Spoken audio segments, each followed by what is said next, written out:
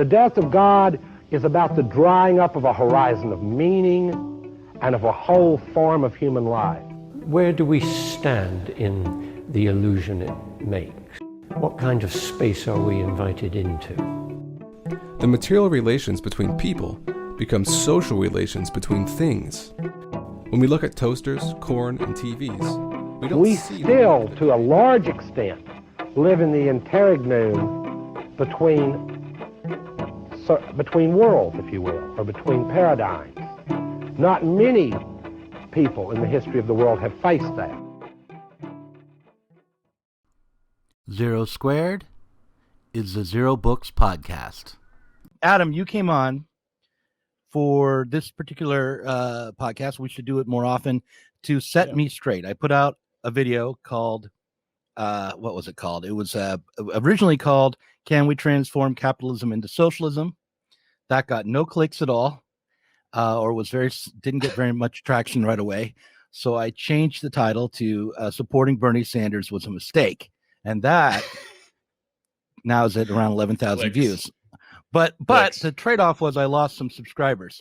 So like I only gained like 3 subscribers in the end in that churn.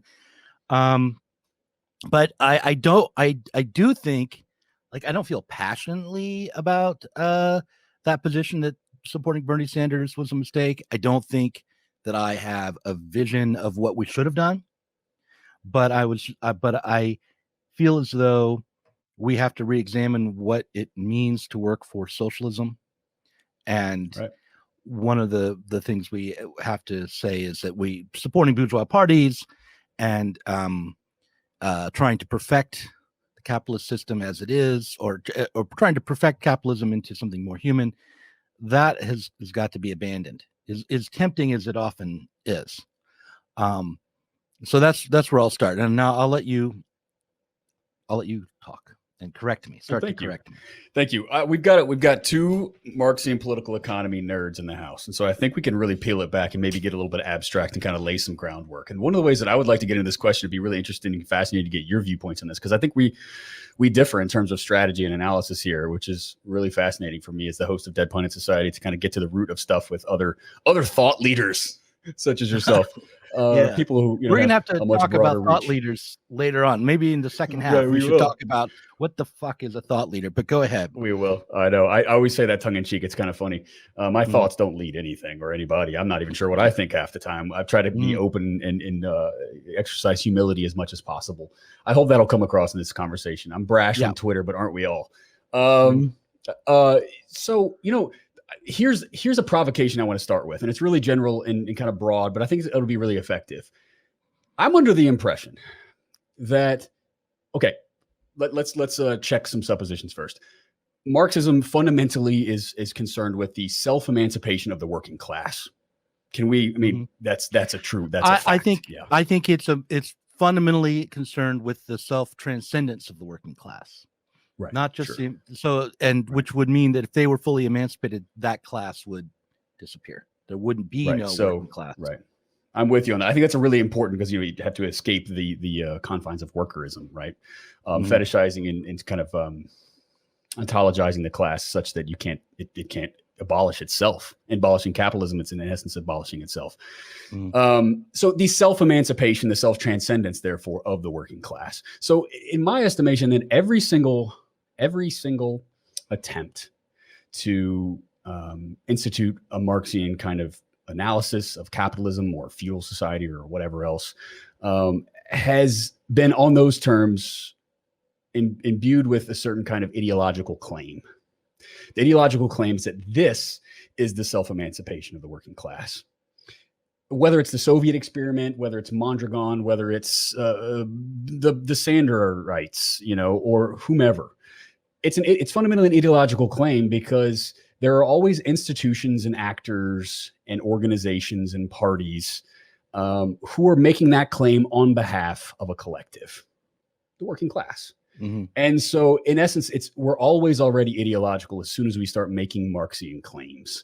And so therefore, for me, my version of democratic socialism tries to be as open and as upfront about the ideological nature of our claims as Marxists and socialists as possible. And therefore, at the outset, making very kind of passionate moves, in favor of Bernie Sanders, for example, in favor of that movement that coalesced around Bernie Sanders starting in 2016 and beyond. But all the while understanding that those claims entail a contradiction, which is that if we are to be truly Marxists, we're claiming to hold the banner of socialism that is necessarily, therefore, the self-emancipation of the working class. We are actually advocating for various institutions and actors and organizations to be surrogates in that process. And I think the sooner that the left can get really, I'm shaking my computer because I'm gesticulating, comrade. What kind of socialist would I be? We'll do that together. Come on. All right, here we go. Yeah. So what kind of, so being really open and upfront and honest about that. And so I guess I'm trying to get a little bit more meta than perhaps the more admittedly quick clickbaity question that you provoked me with on your YouTube channel. But any thoughts that kind of come from that? And am I on? I mean, are we in okay, let me just, let's talk about the word ideology for a moment, because there are a couple of different ways that term can be used. And one of the ways in which it can be used is the kind of explanation or set of assumptions that is picked up to justify current conditions, like the ruling class ideology, or a false consciousness is another way to think of it. The other way to think about ideology is any set of explanations or any set of or any attempt at an explanation for any given condition or event or experience. So, in a way, the theory of gravity is an ideology because it has it's a set of explanations. It's a framework. It's an ideational framework that's being imposed on a set of material phenomena that always kind of or sort of escape any attempt to capture them with language and narrative. And So that second definition is what I would prefer to talk about. It's more challenging because then you have to get into the nitty gritty, and the history of Marxist ideologies is dense. I mean, you can spend your whole life trying to grasp the entirety of the different ideologies that have emerged through the Marxist struggle. But I would say that there are a few things that we can notice about Marxist ideology, which is that the one thing is that the practice of the political parties or internationals and the underlying ideology have not always been lined up, but no one's ever fully worked out how to take the Marxist theory and put it into political practice. I remember reading an essay about the Bernstein-Kautsky-Luxemburg debates around revisionism at the turn of the 20th century, around the late 19th, early 20th century. And the essayist, and I forget who it was, said, while Kautsky won the theoretical debate, Bernstein won the political debate. After that, everything that was actually put into practice fit with Bernstein's theory and not Kautsky's. So what was that? Well, that was the idea that there was a parliamentary road to socialism, that capitalism itself had not only contradictions in it, which would lead to a rupture or to a transcendence, but also that could be evolved into socialism, that the concentration of capital would maybe lead to one big factory, as an example. I mean, I'm not quoting Bernstein here, but there are these sort of general ideas of what socialism was and how we could get there through capitalist development. And the state, I mean, let's steelman Bernstein here, as your editor over at Current Affairs would say. You're sometimes editor or friend, I should say. Burgess, you're talking about Ben Burgess? Nathan Robinson, actually. I believe I've never written credited with that. No, okay. Never written for Nathan. No, I've never written for Nathan. So we'll steelman, actually, I'm not sure that Nathan is owed that. Somebody is owed that, but I love it because the straw man is the one people throw around on Twitter and get really upset about. That's a straw man, sir. And it's like, steel manning is a good thing. Yeah, we got a steel man thing. Let's steel man Bernstein. I think that his understanding of that projection was also based in the way that the franchise was being extended to the working class for the first time in the capitalist state. And to be a little bit more sympathetic to where he was in that moment, in that position, it was really unprecedented. I think the American context is a very poor context historically to understand the enfranchisement of humanity, particularly the working class, because we got it very early. It's very weird, and it was entirely due to the racial anxieties of the slaveholding South and their industrial counterparts in the North who depended on them for their supply chains. And so it's a real historical anomaly grounded in chattel slavery and the certain kind of political economic, complexities and intricacies of the United States' history. But when the enfranchisement of the working class was fought for and won in the, really the 19th century in a real meaningful sense. I mean, people had to fight. I mean, Paris Commune, tens, if not hundreds of thousands of working class people just mowed down in the wake of these failed attempts. The Peterloo Massacre in 1820. Somebody's going to, I've got Percy Bysshe Shelley's account of that tattooed on my arm, so I should know better. But through the 1800s, 19th century, you just see a massacring of working class populations that are begging for the franchise. And so let's historicize that and really get to the revolutionary roots of the franchise in the late 19th and early 20th century that Bernstein and his counterparts were reacting to, and Kautsky later in his career too.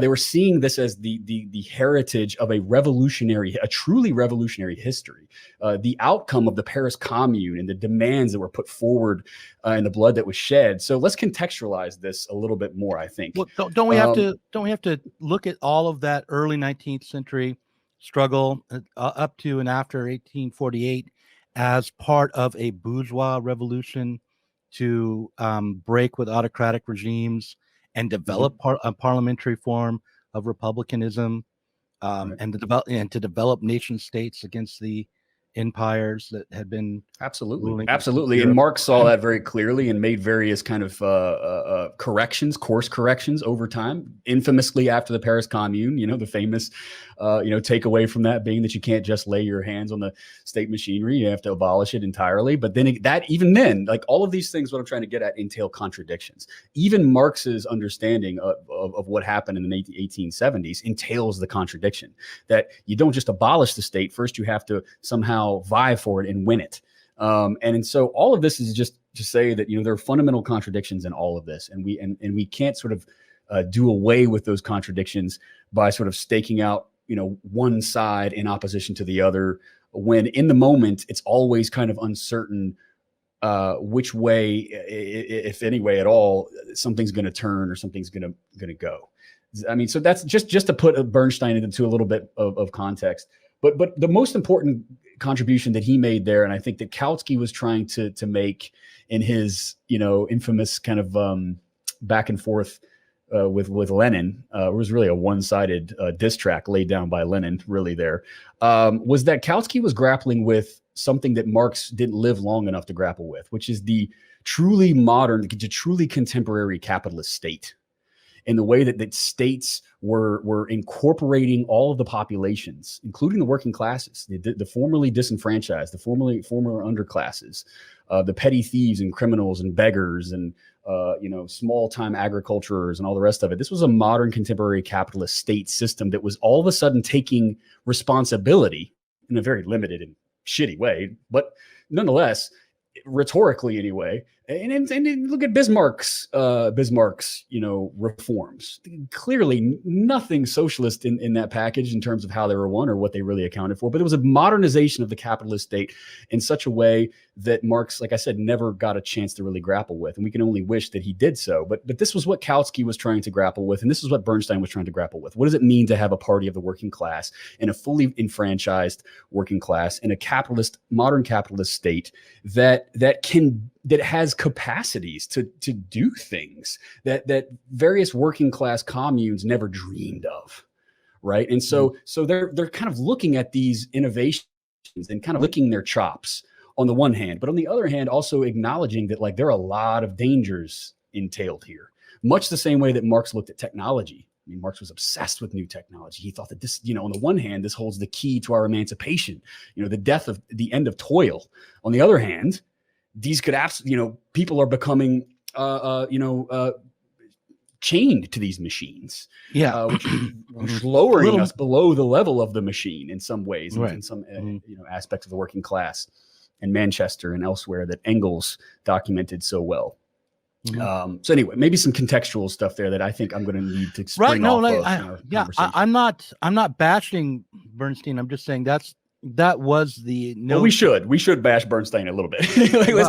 But when I bring that particular fact up, so the question is, I believe that in the Soviet Union, when Lenin took power, Lenin was thinking of his immediate task as the development of a working class and the development of capital and the industrialization of Russia and the smashing of all of the autocratic remnants that were left in the state, and not the creation of even some sort of transitionary socialism, which I think is a debatable whether socialism and communism are really different. Rather, he thought he was getting Russia prepared for what would be a world revolution as Europe and the European working class took power, which was not insane in 1917. I think very practical. So look at the ruling class organs, the communications happening across state lines amongst ruling classes and monarchies. They were wetting themselves over that prospect. Yeah. Right. But okay. So once we realize that was the plan, and then we can look at see all the various ways in which that went wrong, and primarily with the failure of the German Revolution, but then, also the failures that happened in the Soviet Union, we have to start to ask ourselves, so what part of this, of these assumptions, which of these assumptions were in error, or how can we reconceive of this project today? And I think the first thing to note is that when you support someone like Bernie Sanders, you are not even doing what Bernstein was advocating for. You don't have an aim at creating an international state, and you're not trying to expand and speed up the production of the concentration of capital. You don't have a revolutionary moment in other parts of the world. What you're doing is really trying to return to something altogether different, which would be the old New Deal days of the welfare state and Fordism at best. And that's just which were not socialist proposals. They were actually opposed by the socialists of America at the time, or at least FDR was opposed, in the New Deal in a broad sense was opposed. And you can read Paul Maddox's critique of the New Deal to see why from a socialist perspective. But all that's well taken. I'm not sure Paul Maddox is a great representative of the socialists and communists in the 1930s. Many socialists and communists were very nervously and in a very self-aware sense supportive of the broad swath of kind of state capacities that were promoted and produced by the New Deal, because they saw these as opportunities not only to put food in the mouths of starving kids with ringworm in the South, and to emancipate Black workers who were, still in various forms of bondage, legally or otherwise. But they did see this as an exciting opportunity. But I think it's accurate to say, yes, they were absolutely weary of FDR, but I wouldn't say that they were across the board hostile or adversarial in the way that you might suggest. But nonetheless, the Socialists of America opposed the New Deal, and Maddox had a very, I think, interesting critique of the New Deal, which we shouldn't ignore. Which aspects? But seriously, I'll give you an example. The Wagner Act. Were socialists against the Wagner Act? Because I seriously doubt it. No, which aspects of the New Deal that you're talking about? What I remember is the work programs and the aid packages in conjunction, creating scabs for real Sure. employees. So you had Mhm. this kind of gradation of wages, and therefore a gradation of survival, which then disciplined the working class, even as they were trying to organize for their own power, into accepting the terms that capital was giving them, because each individual person could say, okay, well, right now I'm just barely subsisting on aid from the state, but I could get one of these state jobs, which sure, they don't pay a full wage, but it's a step up. And so Sure. rather than rock the boat, I'm going to have this aspiration. So it broke up, it fragmented the working class along these lines as to who was getting what kind of employment. And that's just one example from the Maddock essay that I read recently, critiquing the New Deal.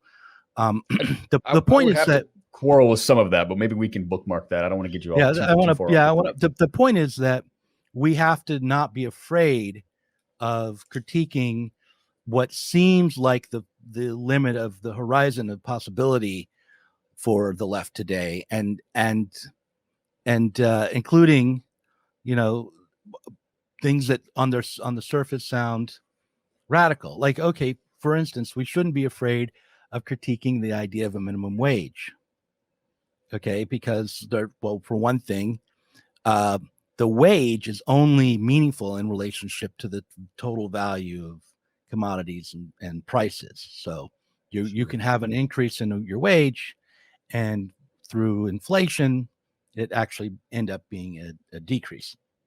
You actually paid less in real terms, but you're paying. You're not making a neoclassical argument that the rise in a minimum wage inevitably leads to inflation, which then stamps out wage gains from the hike in the minimum wage. I'm not saying that it inevitably does anything. I'm just saying there's nothing guaranteed about a minimum wage that will empower the working class.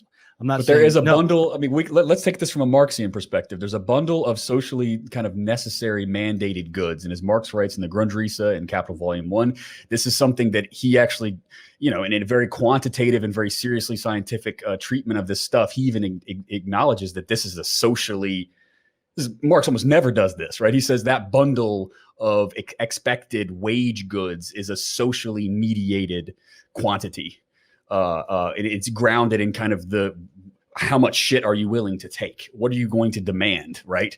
Whereas one working class in one national context, demands, the eggs and bread. Another will riot if the bosses take away their 4-hour lunch break, right? So so even Marx understands this kind of minimum package of substance, culturally mediated subsistence is in short, in a word, it's a product of class struggle.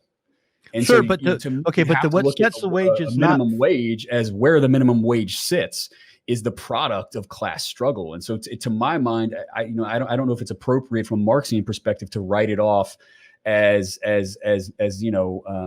just another, it's just another wage, and wage is by definition theft. I'm not saying that the struggle for the minimum wage shouldn't be taken up. I'm saying we have to be open to critiques of it and be serious about those critiques of it. And so let me just say this about what you're saying about Marx's saying the wage is socially mediated. He does say that, but he also says that before the working class can even emerge, there has to be enough productivity so that the commodity price of consumer goods for the working class is less than the amount of value those workers produce. Sure. Okay. All right. So to me, that's a moment of like primitive accumulation in the development of capitalism, though, isn't it? It's a moment of development of capitalism, not primitive accumulation. It's a moment of where you have enough. Disenfranchisement is it? Disenfranchisement, enough of a working class to produce the commodity goods, or enough cheap enough commodity goods that you can sustain a working class and in a profitable way. Okay. So what that also means is that, what's considered to be a minimum wage or a living wage is different in different historical moments, but that what makes it different is not just the demands of the workers, but also the price of production. Oh, absolutely. Right. Okay. So, and which global comes down to- competition. You see the To- when the productive capacities of Europe are burnt to the ground, you see a lot more space in the capitalist system to grant workers higher wages following World War II in the United States and even abroad in some places. So sure, there's more. I mean, neoclassical communists would call this some form of slack. There's slack in the system to be pulled in one direction or the other. That's what slack is, right? Right. It can be So, pulled in right the now- direction of the workers or pulled in the direction of capital. Following the pandemic, I'm seeing a $500 signing bonus for dishwashers. There is slack in the system for workers to grab onto. So now we have to ask ourselves, okay, so how is it the case that the wages are going up upwards past the $15 minimum wage for what were minimum wage jobs in many places, not across the board, even as the political project for the minimum wage has failed? How is it that capitalism itself is ahead of meeting the demands of working class people than the DSA and the Squad and Bernie Sanders? Why is that the case? And then also, what does this tell us about those kinds of economic demands, strictly economic demands, and their effectiveness when that happens? And I'm not saying, again, that the struggle for the minimum wage can't be a radical struggle for workers' power. I'm just saying it can't be on its own. It can't be the horizon. And often enough, when you are supporting shifting the consciousness or the practices of a bourgeois party, those kinds of things become the horizon and actually are never accomplished by the party. So that would be there's a lot there, and I'm really glad that you sort of grounded it that way, because I don't know, maybe I'm just intolerable as a debate partner because I need everything to be grounded, and I'm a proper Marxian that way. But I like the way you grounded that, and so you raise a number of issues. The first issue being the one thing I wanted to get back to, which is another fundamental contradiction that Marx absolutely understood, which is that this is going to sound heretical for a Marxist or a socialist to even say anywhere, and even to himself in a prayer before bed at night, which is praying is heretical right there. You're that's not heretical. pray. Right? Well, no, I'm praying to the Marx, right? Across the M sign, the across sickle my chest, and the hammer, and I'm not that good of an artist. Is that Marx understood that he got a lot of trouble for this. What do you say about the feudal system? Peasant life is brutish and dumb, or something to that effect. And a lot of people, took a lot of offense to that. Like, how dare you, sir? They have forms of knowledge and they deserve their respect. And it's like, no. He was suggesting that the way that peasant laborers are produced limits their horizon of understanding about their situation, about their connection with others, about their shared place in a larger kind of national and even international political economy. They just the system doesn't show them what they need to see about themselves for them to understand their place in the political economy. Well, the other thing about a feudal subsistence farmer is that they actually aren't part of a network of distribution. Right. They are separated. They are functionally separated. They don't have their hands on the levers in the way that workers do in an industrial capitalist economy. And so, but there's a similar remarks to be said about when Engels went to Manchester, and when Marx read Engels on Manchester, who was, by the way, Marx's authority on this stuff in a lot of ways.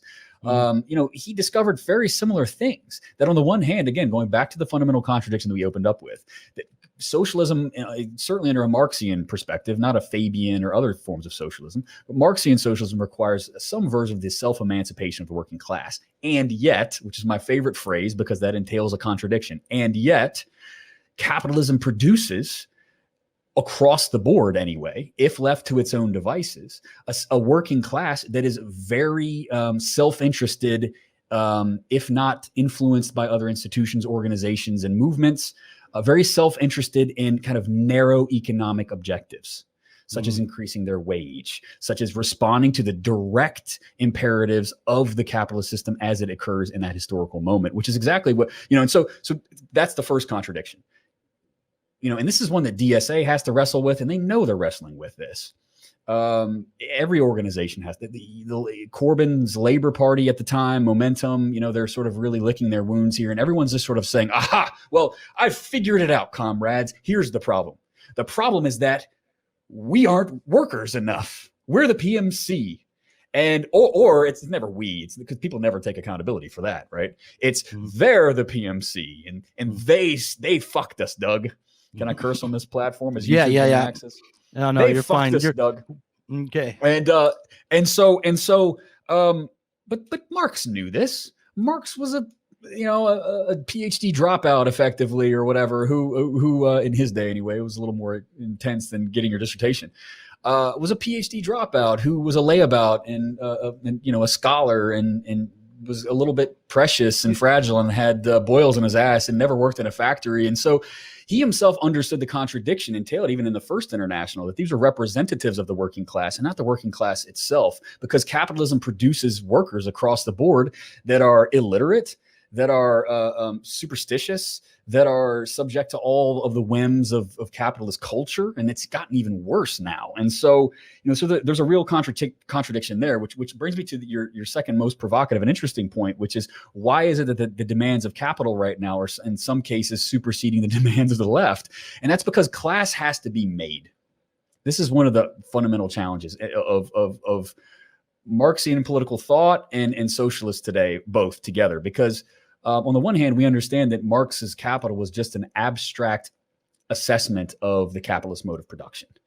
It's abstract in the sense that he's talking about that capital in the abstract produces a set of classes in the abstract that have these relations and connections in the abstract, and value is produced in the abstract.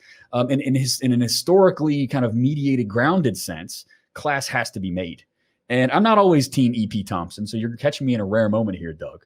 But, E.P. Thompson's The Making of the English Working Class is a masterful kind of attempt to understand how a class of a certain historical, conjuncture was made and has to be made conscientiously in ways that, are sometimes outside of the kind of demands of capital and sometimes coincide with that and then sometimes kind of lag behind or move in advance of capital. And so, I guess this to me is one of the most fundamental issues that I have with your rejection of the Sanders movement and all the rest of it. I look at the Sanders movement in an incredibly pockmarked, contradictory, partial attempt to create a class in the wreckage of the historical defeat of the working class coming out of the 1970s, to reform and refound and reground some understanding of what an historical working class is going to look like in contemporary terms to move forward. And so you're right. It lacks almost all of the things that Bernstein and his counterparts took advantage of, and in many instances took for granted coming out of the revolutionary 19th century. But that's just to say that we look at Bernstein like he was like a fuck up with shit on his shoes, and if only he knew this, like we are so much smarter than him, but we got it way worse at this point. We've got it way worse. I agree with you. Let's talk about we are light years behind where the Second International was when they failed, miserably. We're not even there. Right. We don't even deserve to be put on the same bookshelf in terms of assessing our moment where we are right now. Let's not unfairly judge ourselves. I want to be on the same bookshelf that we know better. We know better, Doug. We know better. Belongs on the same bookshelf with those guys. It's a science fiction novel. I understand it would be miscategorized, but nonetheless. Oh, I don't mean in terms of thought. I don't mean in terms of complexity of thought. I mean what we've achieved. Yeah, what we've achieved in our lives. Like look at all I've achieved. Failures. All right, here's what I want to say. To them. I want to go back to so let's talk about the failure, because I want to go back to the argument in the video that I put together, and it's not airtight or anything, but the way I've been thinking about things is I've been thinking largely about the left after World War II,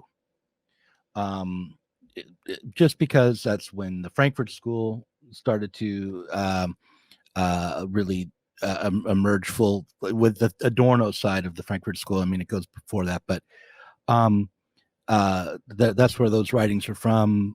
But also because I think a lot of the assumptions of the left today can be traced back to like the post-World War II left.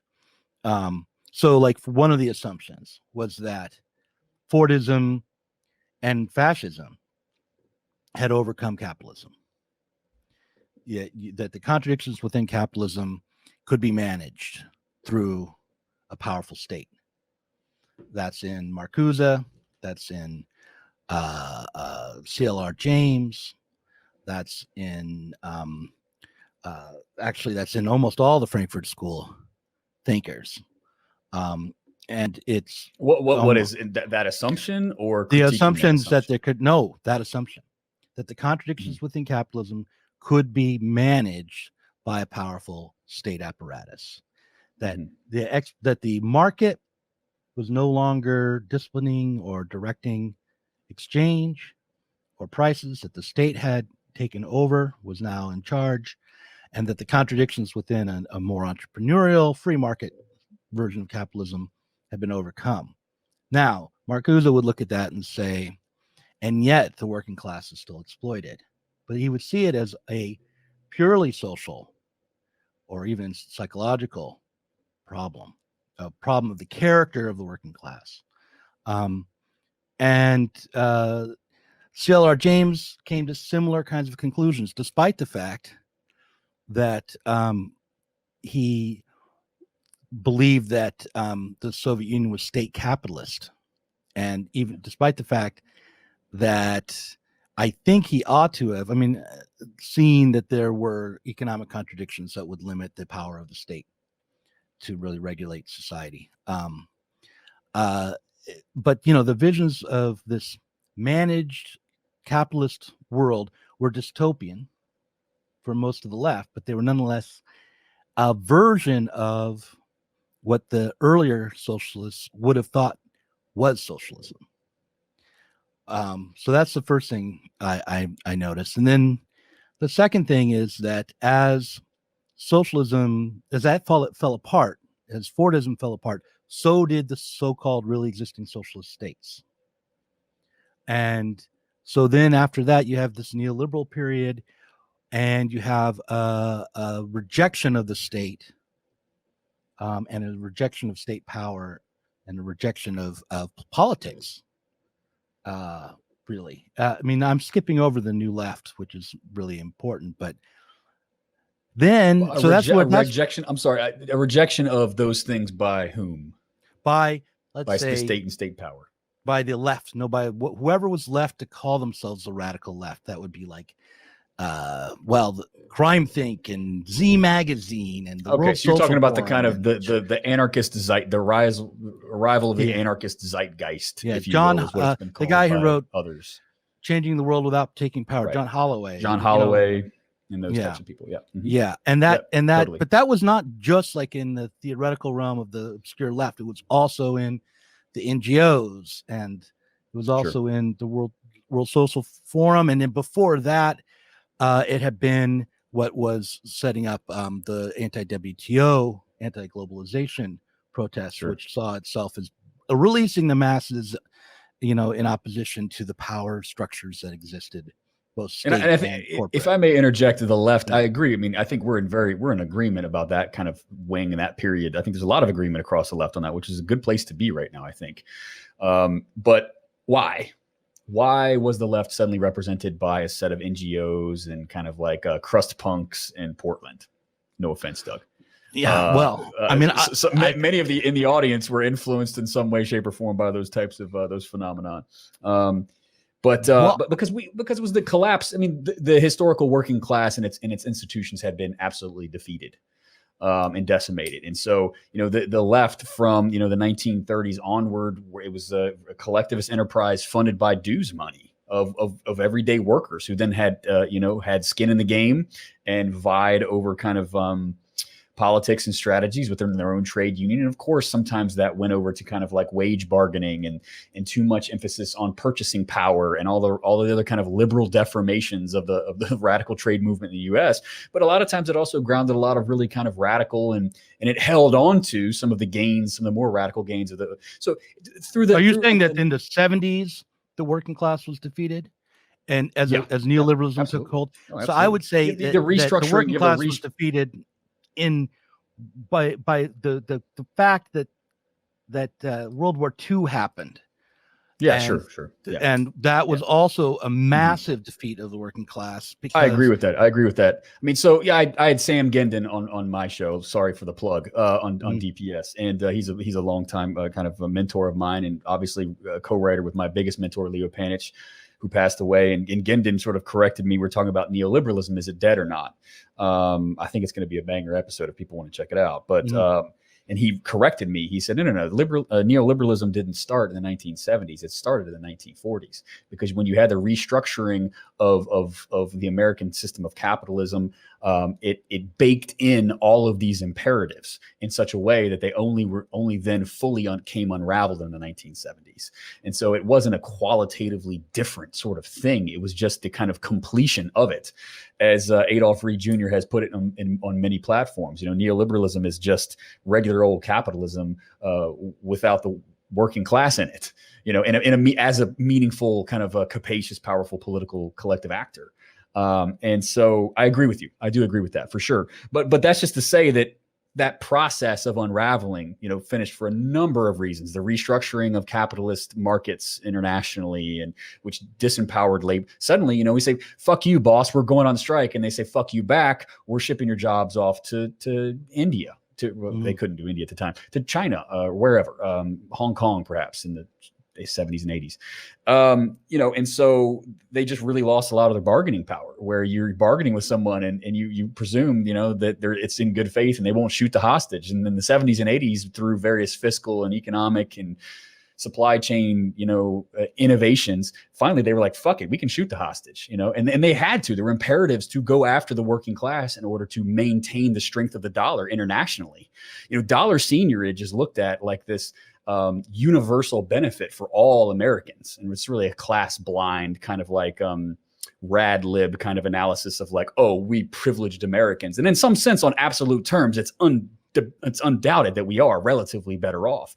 But it also required that the dollar seigniorage, the fact that the US dollar is the store of value, and it's the most stable store and exchange sort of mechanism across global capitalism, the working class had to be defeated in order to retain that. And so we had to take it on the chin. We had to sacrifice ourselves for the holy father of capital in the 70s. And so the WTO and all the rest of it that you rightly kind of criticize in your piece is the remnant that left, is a remnant of a kind of fight back against kind of corporate power and all the rest of the kind of expressions that emerged in that movement, but without the traditional bastions of, not just like in terms of the politics that the working class, the radical trade unionists injected, but also like their resources, the resources that were democratized from the dues money from all workers that funded this enterprise, no matter how imperfect it was. Now we don't have that resource pool. Even today we don't.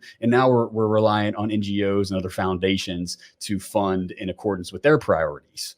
And now we have a left that's just been completely remade in the absence of a democratic kind of a resource pool of funds and ability to kind of, have our own kind of imperatives in how this plays out. So that's my version of how that came about, I guess. I think that we may disagree, although I'm going to just grant that story to you because I know you're more knowledgeable about the history of the trade union movement at that time than I am, but we may disagree about some of that. But what Sure. I would say is that taking this sort of, the story I'm telling is the story of the socialist movement having these opportunities for change that go wrong, and that then having to cope with the aftermath of it, and continually finding itself sort of going back Defeated. Defeated, and going back to some other conception that they at one point had been overcome, or simply more and more lost and more irrational, less and less capable of thinking through its own history, less and less capable of having debates, imposing more and more rigid taboos on itself, either in the form of sectarianism or by being captured by the Democratic Party. And so to say that we made a mistake with Bernie Sanders is another way of saying we were defeated. That we have to look at the Sanders moment as a defeat, as a try for power that was built out of this history of failure that went wrong, and that the worst thing we can do right now is not look that square in the face and say, okay, yeah, we suffered another historic defeat, and we need to put this in the context of maybe everything past 1919, or maybe everything past at least World War II, and or maybe we need to go back to 1848. But in any case, we really need to do some serious rethinking, and one of the ways to do that is to examine, like, what were the presuppositions before, and how have they changed? How have our presuppositions changed? And I think right now, what we have as a baseline presupposition for most of the left is, if it makes poor people's life easier, it's radical. If it doesn't, it doesn't. I don't think that's a bad kind of moral stance to take, and it may not be wrong in terms of empowering the working class, but I do think that how you try to make poor people's lives easier matters. Sure. Right? And to give an example, sure, this CARES Act, the infrastructure bill, where there are factions within the Biden administration saying we need to make sure that communities of color have the health care they need, and we need to consider that health care, in-home care, the work of the care workers and their wages. All of that needs to be considered infrastructure. Mm-hmm. Otherwise, you're privileging the white working class by focusing only on building bridges and roads and things like that. And we need to be able to step back and say, okay, let's grant that these communities of color are suffering, but let's also ask ourselves, why is it that the only way to help them is to fund these like 6 dozen NGOs first, before you get wages to these workers? Even you go. It's a legacy of the greats. It's the legacy of the. So what you're reacting to there is very well taken in my view, but that you're talking about the legacy of the Great Society, not the legacy of the New Deal. Because right. I hold up the legacy of the New Deal as something far more radical and far more a thwarted attempt that had a number of really odd bedfellows in it. I mean, and it had to, because these senators from these fucking disgusting, abhorrent stains on humanity. These senators that were like 90 years old. These crotchety old bastards, who had been from Mississippi or wherever the fuck, since 1920 whatever 1909 or whatever, they controlled these committee seats, and nothing happened without their say so. And so in order to get any of this stuff through, you ended up finding yourself a very strange bedfellows.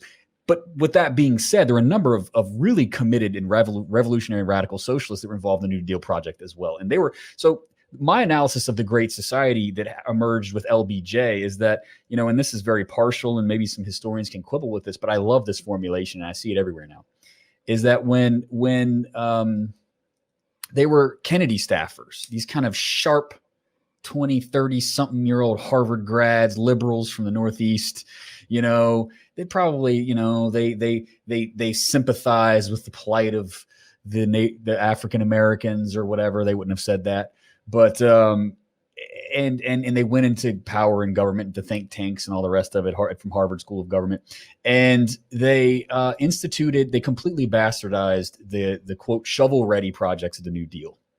And when LBJ was thrust into office, like he's a dictator, the LBJ regime took over, and with this, the sudden assassination of Kennedy, he relied on a lot of Kennedy staffers.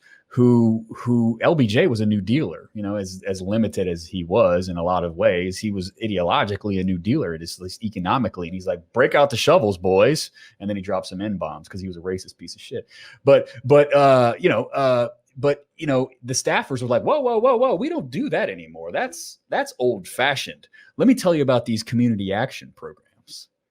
Right. So LBJ is like, let's dig some fucking holes and pay some people to do it. Call up the trade union heads. We gotta make some jobs here. And they said, but what if we didn't though? But what if we didn't? But what if we just created these community action programs and attached a bunch of strings to them, painted them with a kind of like post-Kerner commission veneer of, liberal values, and then that became the regime of how we address the poors and the blacks in society, right? And that's really what you're talking about, rightfully so. You're criticizing greatly, but I think it's worth, and historians might take me to task on this. I think it is worth making that distinction between the more radical attempt to remake and refound institutions in the economy and the way that we make things and the way that we produce things from the Great Society, which is just sort of like various gravy trains that come with strings attached and ways to manipulate people and thwart possible revolutionary consciousness from arising. Yeah, I mean, in this particular case of the infrastructure bill, it seems to me obvious that not only are you couching the justification for the spending on healthcare in racialist terms that seem designed to inflame the majority of the population. Like you're saying, we don't want to benefit white workers. That's not a way to. You want to talk about what you do want to do, not who you don't want to help, right? To start with, and the second thing is, I don't think for a moment that those care workers in threatened communities of color are going to be receiving even as good a wage as McDonald's is going to be offering now through this effort, right? I don't think the improvements there are going to be really substantial, because the spending is going to be going in a million different directions, only one piece of which will be towards actually paying workers, creating oversight committees and who knows what all else will be called infrastructure in this process. And so it seems to me clear that what this is, I mean, I feel like I'm sounding like a Republican here, but it seems like this is just pork, just progressive liberal pork. Well, because what's happening is, I mean, as you have to ask yourself, why are we getting this infrastructure bill which had some interesting and kind of exciting possibilities inside of it, which is a restructuring of the economy for green jobs, which could open up space for labor militancy, and of course, facing down, I don't know, apocalyptic climate change, which is something we should probably care a little bit about, although I'm not convinced that Biden really does. But we should have no faith in that set of leaders to solve this for us. But better than Trump, perhaps. But why are we getting this kind of pork-filled, infrastructure bill rather than card check, rather than the PRO Act, rather than these latest efforts which have been squashed thanks to Joe Manchin's refusal to abolish the filibuster, rather than completely revamping and shoring up our voting rights and our voting system.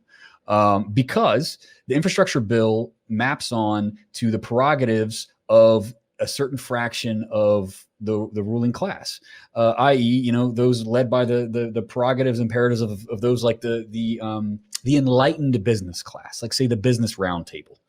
Jamie Dimon, right, the CEO director of J.P. Morgan Chase, is the head of the Business Roundtable, and these are the speaking of thought leaders that we joked about at the beginning of the series.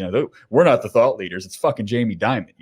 He and his cronies in the Business Roundtable and the Chamber of Commerce, and I'm forgetting the manufacturers organization. NAM, National Association for Manufacturers. Their prerogatives are the ones that are being emphasized and implemented in this infrastructure package, and they understand the danger. They understand it as the kind of industrialists in the North in the 1930s understood the danger.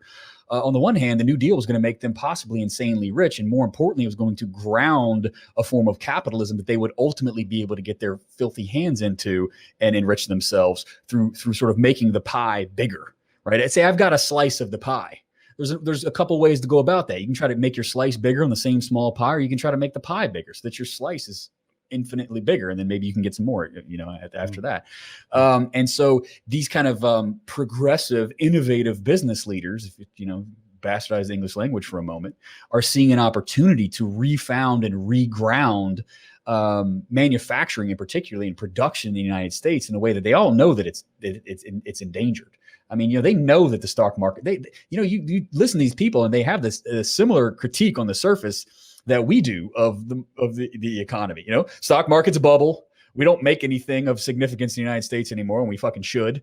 We're not. The state doesn't lead innovation in the way that it should, and climate change is really fucking scary because I have a couple of vacation properties on an island somewhere that threaten to be flooded in 30 years if we don't get this shit under in check. And they probably want, they might have a gay son or a gay nephew or whatever, and they're probably more enlightened and liberal about that stuff. So they want to see a version of the Biden project come to fruition, as long as it doesn't threaten their bottom line or their class power. And you see that playing out when Jamie Dimon, a Business Roundtable leader, sees the price tag on this thing and says, whoa, you're raising our taxes. I want to see an itemized list on where this is all going before I give my money to this venture. And so they're able to play both sides in manipulating those prerogatives. And so, yeah, anyway, I mean, that's an aside, and I apologize to you and the listeners for the length there. But that's why we're getting an infrastructure bill,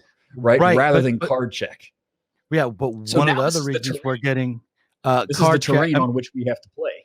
Yeah, I know. But one of the other reasons why we're not getting the card check and universal health care and all the rest is because Sanders lost. And I think that even if he had won, he would have not been able to accomplish most of his agenda. I agree with that. He would have been smashed by the Republicans and the Democrats. His own party would have become more reactionary than it is now under Biden, probably, in order to stop him. And I think he knew that. And I don't know I'm not sure if I agree with that last part. I do think that there would have been a set of accommodations inside the Democratic Party, but you're not wrong to say that, yeah, the capitalist aligned kind of prize fighters inside the Democratic Party, particularly in the Senate, would have opposed him on most of his more radical policies. Absolutely. There's no question. Yeah. And Adolph Reed said that the smart Sanders supporters never thought he could win. Mm-hmm. Yeah. And that wasn't why they were involved. And then, sure. So at that point, I say, okay, so we better have a really well worked out theory and understanding of why losing is worth it. Why we are supporting someone who we expect to be clobbered not only by the Republicans but by their own party in twice. And we also ought to examine just what that full agenda was, and was it worth losing for? And that's was the point of that. Sure. Essay. The next part, the thing that was going to come next, was an examination of the American technocrats, left-wing technocrats from the middle of the 20th century or early 20th century technocrats. Yeah, that'd be fascinating. Because they are they are more radical by far than the New Deal Democrats or the Sanders Democrats, because they actually said things like, we have to eliminate the profit motive altogether from all. They wanted to get rid of the market. They wanted to set up systems of production based on evaluating the energy needs of the population and get the food and other resources to different parts of the population based on need. Production for use. I mean, I'm not sure so what's fascinating about the technocrats is that they wanted that, and they also were against centralization and for localism and for a stepping away from a technocratic or technological life in the end. Examining that history and seeing how it maps onto the vision of the old socialists from before World War II, and this idea of one big factory and where it breaks down is what I want to do next.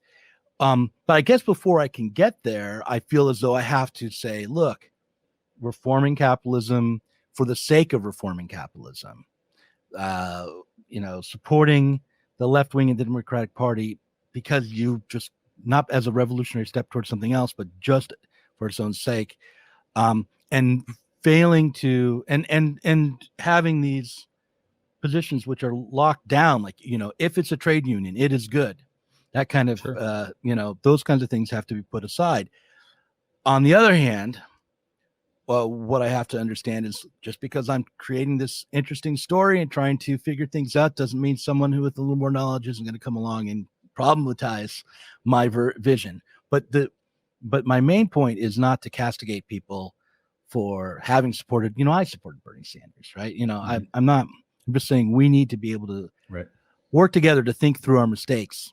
And it's a worthwhile question. If I may interject, I think that now you're putting me in a strange position, Doug, because I am not like I'm kind of, I get a lot of shit on my program and just for what I've done over the years, which is kind of being like a little bit of a cynic and poo-pooing on everybody's party and being overly, critical. And so you're like forcing me into the position of like the Pollyanna or the rah-rah cheerleader, which is very, very, I'm not a joiner, Doug. I'm just not, I'm kind of, I've always kind of a bit of a loner and I go my own way when I feel the need to, and I'm comfortable there.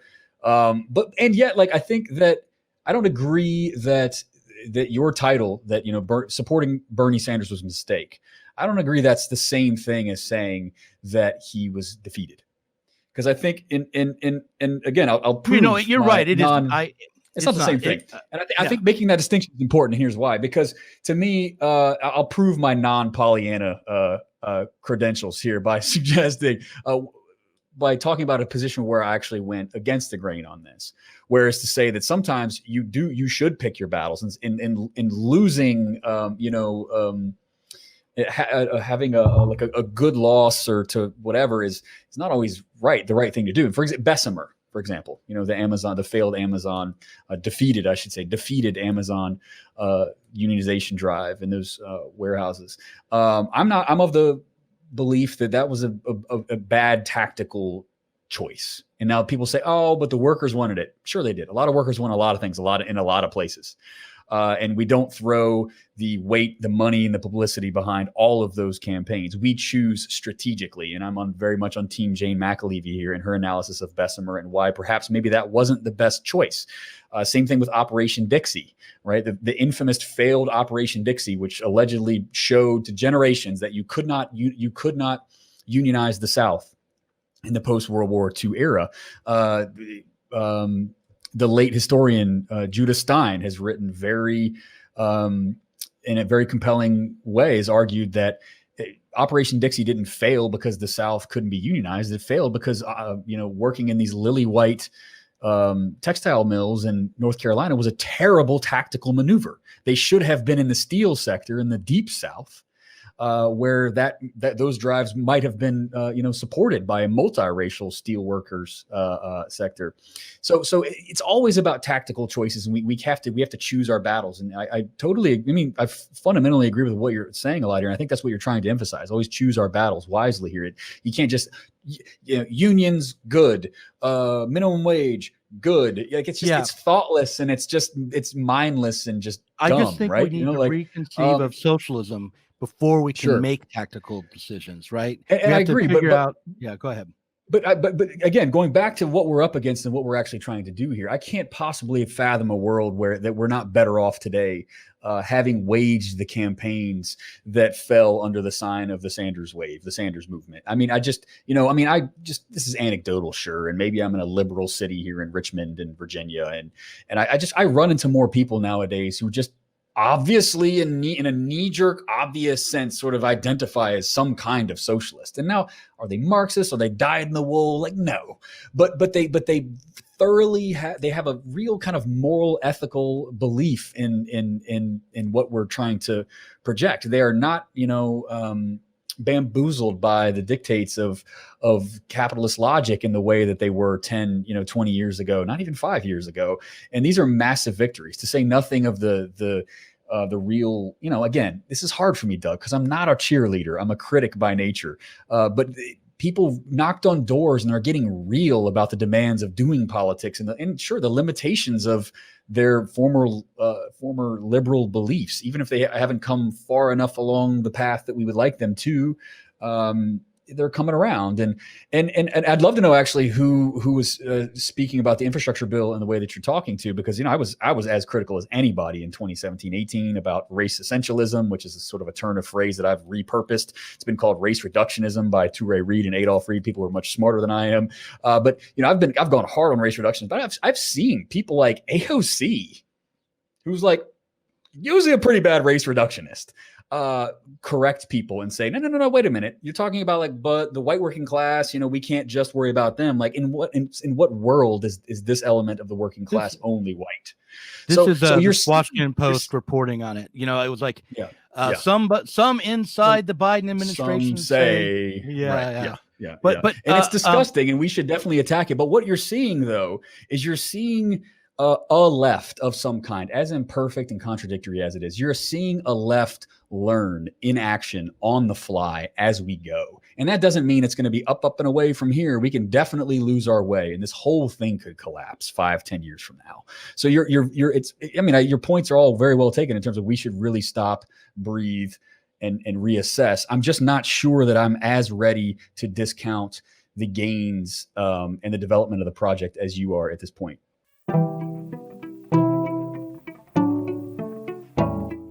Thanks for watching this Zero Books video. If you enjoyed it, subscribe to this channel and click on the notifications bell so that you'll be alerted whenever we release a new video. You should also consider supporting us on Patreon. Our patrons get access to our Inside Zero Books podcast every week and can get access to the Zero Books Book Club and help us to continue making online content from the left.